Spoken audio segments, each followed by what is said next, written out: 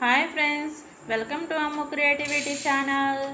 ఇదే first time నా channel చూడడం అయితే ఫస్ట్ లైక్ చేయండి, సబ్స్క్రైబ్ చేసుకోండి ఫ్రెండ్స్ ప్లీజ్. టుడే బ్లాగ్ అయితే రాగులతో ఇడ్లీ పిండి చేయబోతున్నాను.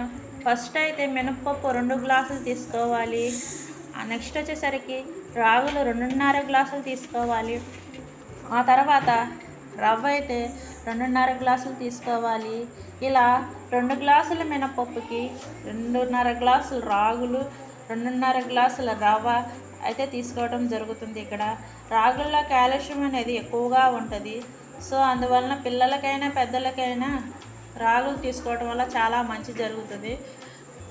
మా పిల్లలు అయితే రాగి పిండిని జావ కాసి ఇస్తే తీసుకోవడం లేదు.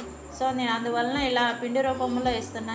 ఈ బ్యాటర్ మీకు నచ్చితే లైక్ చేసి మీ పిల్లలకు చేసి పెట్టండి ఫ్రెండ్స్. నెక్స్ట్ అయితే 6 అవర్స్ నానబెట్టడం జరుగుతుంది. శుభ్రంగా కడిగేసి నానబెట్టడం అయితే జరిగింది. తర్వాత మిక్సీలో వేసాను. నెక్స్ట్ అయితే మిక్సీలో వేసానండి. రెడీ టు రాగి ఇడ్లీ పిండి. మార్నింగ్ అయితే రాగి ఇడ్లీకి టిఫిన్ వేసానండి. రాగి ఇడ్లీని పిల్లలు కారపొడి వేసుకొని తినేసి స్కూల్కి వెళ్ళడం అయితే జరిగింది. Thank you so much.